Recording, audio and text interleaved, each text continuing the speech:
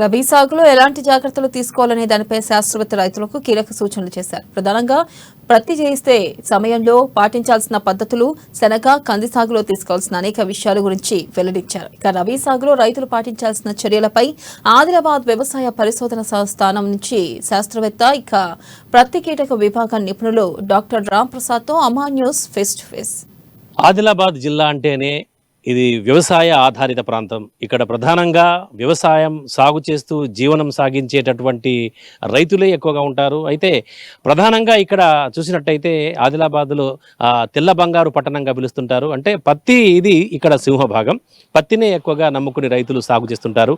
అయితే పత్తి సాధారణంగా ఇప్పటికే దాదాపుగా అంచనా వేసిన ప్రకారంగా ఒక 5 నుంచి 10% వరకు మాత్రమే కొనుగోలు జరిగింది. ఇంకా దాదాపుగా పత్తి ఒక దశలో ఏరువేత జరిగింది. ఇంకా 2-3 దశల్లో కూడా ఏరువేత కొనసాగే అవకాశం ఉందన్నట్టుగా భావిస్తున్నారు. అయితే ఒక దశ 2 దశల్లో ఏరువేత తర్వాత మిగతా దశల్లో ఏరే సమయంలో పత్తిలో ఎలాంటి జాగ్రత్తలు తీసుకుంటే బాగుంటుంది, పత్తి రైతులు పాటించాల్సినటువంటి అంటే కీటక విభాగంలో పత్తి రైతులు తీసుకోవాల్సినటువంటి సలహాలు, సూచనలు ఏంటో తెలియజేసేందుకు ప్రస్తుతం మనం ఆదిలాబాద్ వ్యవసాయ పరిశోధన శాస్త్రం కేంద్రం దగ్గర ఉన్నాం. ఇక్కడ మనతో పాటు డాక్టర్ రామ్ ప్రసాద్ ప్రధాన శాస్త్రవేత్త, పత్తి కీటక విభాగిని సంస్థ సంబంధించినటువంటి వైద్య డాక్టర్ ఉన్నారు. వీరిని అడిగి మరింత సమాచారం తెలుసుకుందాం. Sir, good evening sir. సాధారణంగా ఇప్పుడు పత్తి అయితే రైతులు ఆల్రెడీ ఒక దశలో 2 దశల్లో ఏరువేత పూర్తయిపోయింది. ఇంకా కొంత అయితే ఉంది. అంటే ఈ సమయంలో అంటే ఇంకా అదనంగా పత్తి దిగుబడి సాధించేందుకు రైతులు పాటించాల్సినటువంటి ఒక ముఖ్యమైన అంటే మీరు ఇచ్చే సలహాలు, సూచనలు ఏంటి? అయితే ప్రస్తుతం ఏంటంటే ఇప్పుడు మీరు అన్నట్టు ఫస్ట్ పత్తి ఒకటి తీసడం జరిగింది. ఇప్పుడు రెండో దఫా పత్తి ఏరడానికి ఏంటంటే ఈ మధ్యకాలంలో మరి కురిసిన అకాల వర్షము ముఖ్యంగా ఏంటంటే మన ఆదిలాబాద్లో చూసుకున్నట్టయితే సుమారుగా ఒక 20 నుండి 25 mm వర్షపాతం కూడా నమోదు కావడం జరిగింది.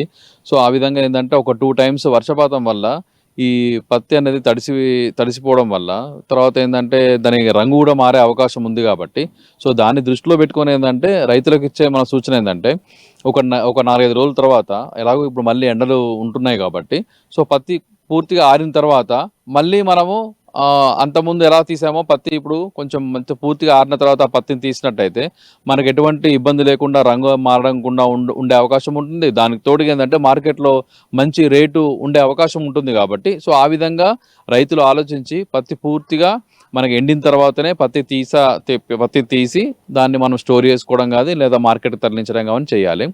దానికి తోడు ఏంటంటే మరి మీరు ఇందాక అడిగారు, ఇప్పుడు మరి పత్తిలో ఏమైనా దిగుబడి పెంచడానికి అవకాశం ఉందా అంటే తప్పకుండా అండి. అయితే ఏంటంటే ఇప్పుడు మరి గులాబీ రంగు కాయతొలుచు పురుగు ఉధృతి అనేది పత్తిలో చాలా చోట్ల మనకు కనబడుతున్నది. సో మరి ఎందుకంటే ఎప్పుడైతే చలి అనేది ఎక్కువ మొత్తంలో ఉంటుందో సో అప్పుడు గులాబీ రంగు కాయతొలుచు పురుగు అనేది మనకు పత్తిలో ఉండే అవకాశం ఉంది. కాబట్టి మరి ఇప్పుడు పత్తిలో ఇంకా కాయలు పగిలే దశలో కొన్ని ఉన్నాయి. కాబట్టి సో ఇలాంటి పరిస్థితుల్లో మనకి ఇంకా 1-2 సార్లు ఒకవేళ ఈ గులాబీ రంగు కాయతొలుచు పురుగును దృష్టిలో పెట్టుకొని 1-2 సార్లు మందులు పిచికారీ చేయాల్సిన అవసరం చాలా ఉందండి. సో ఈ టైంలో ఏంటంటే మనకు దాదాపుగా డిసెంబర్ మాసం వచ్చింది. కాబట్టి సో ఈ టైంలో మనం సింథటిక్ పైరిథ్రాయిడ్స్ జనరల్గా ఏంటంటే సైపర్మెథ్రిన్ కానీ లేకపోతే యాంప్లిగో అంటే ఈ క్లోరాంట్రిన్ ప్లస్ లాంబ్డా షైలోత్రిన్ కానీ అదైతే 0.5 ml per లీటర్ నీటికి, అలాగే ఈ సైపర్మెథ్రిన్ అయితే 1 ml per లీటర్ నీటికి, లేకపోతే ఈ ఫెన్మాల్ రేట్ అనేసి మందు ఉంటుంది, అది కూడా అయితే 2 ml లీటర్ నీటికి. ఇట్లా ఈ సింథటిక్ పైరిథ్రాయిడ్స్ మందుల్లో మనము 1-2 సార్లు ఈ ఉదయం పూట కానీ సాయంత్రం వేళలో 4 తర్వాత మనం పిచికారి చేసుకున్నట్టయితే సో కంపల్సరీగా మనకి ఇప్పుడిప్పుడే ఏదైతే ఈ గులాబీ రంగు కాయతొలుచు పురుగు ఉధృతి అనేది ఎక్కువ మొత్తంలో ఉంది. కాబట్టి సో దీని ద్వారా మనకేంటంటే ఇది పురుగు చనిపోయి మనకు చాలా వరకు మళ్ళీ నాణ్యమైన పత్తి వచ్చే అవకాశం ఉంది. కాబట్టి సో ఈ దిశగా రైతులు ఆలోచించి మనం చేసుకోవాలి. అయితే ఈ పురుగు మందు కొట్టేటప్పుడు దాంతోపాటు మనము ఈ మల్టీకే అంటే 13-0-40 లాంటి పోషకాలను కూడా మనం పిచికారి చేసుకున్నట్టయితే సో ఇప్పుడు ఏంటంటే మనకి ఈ మొక్కకి కొంచెం రెసిస్టెన్స్ ఇచ్చే అవకాశం ఉంటుంది. తర్వాత పత్తి నాణ్యతను కూడా పెంచుకోవడానికి అవకాశం ఉంటుంది. కాబట్టి సో ఆ దిశగా రైతులు ఆలోచించాలి. ఇంకోటి ఏంటంటే మరి ఈ పత్తి ఎక్కడైతే తీశారో ఈ పత్తి తీసిన తర్వాత తప్పకుండా పత్తి మోళ్ళను మాత్రం భూమిలోకి వెళ్ళదున్నడం అనేది చాలా ఇంపార్టెంట్ అండి. చాలా చోట్ల ఏంటంటే రైతులు ఈ పత్తి మోళ్ళను అన్ని కూడా కాల్చి అనవసరంగా వాతావరణ కాలుష్యాన్ని పెంచుతున్నారు. అలా కాకుండా ఈ పత్తి మూలలన్నీ కూడా మనము ఈ కంపల్సరీగా పత్తి మూలం తీయాలి. ఈ పత్తి మూలం తీయడానికి మాత్రం మనం కాటన్ షెడ్డర్ కానీ లేకపోతే కాటన్ రోటావేటర్తో సహాయంతో మనం భూమిలో కలిదున్నట్టయితే దాదాపుగా మనకి ఈ 20 నుండి 30% గులాబీ రంగు కాయతొలుచు పురుగు యొక్క అవశేషాలు కూడా ఈ పత్తి మూలలో ఉండే అవకాశం ఉందండి.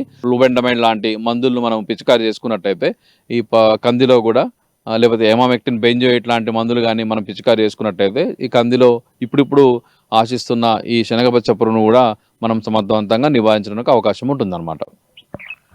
ఇది ఇటు పత్తిలో రెండో దశ మూడో దశల ఏరే సందర్భంలో కావచ్చు, లేదంటే అటు శనగ పంటలో తీసుకోవాల్సిన జాగ్రత్త గురించి, అలాగే మొక్కజొన్న పంటలో కూడా కంది పంటలో కూడా రైతులు ఎలాంటి జాగ్రత్తలు తీసుకోవాలా, ఎలాంటి సస్యరక్షణ చర్యలు పాటించాలో ప్రధాన శాస్త్రవేత్త తెలిపారు. ఆ విధంగా కనుక రైతులు వారి సలహాలు సూచనలు కనుక పాటించినట్టయితే ఆయా పంటల్లో ఖచ్చితంగా అధిక దిగుబడి సాధించే అవకాశం ఉన్నట్టుగా వాళ్ళు చెప్తున్నారు.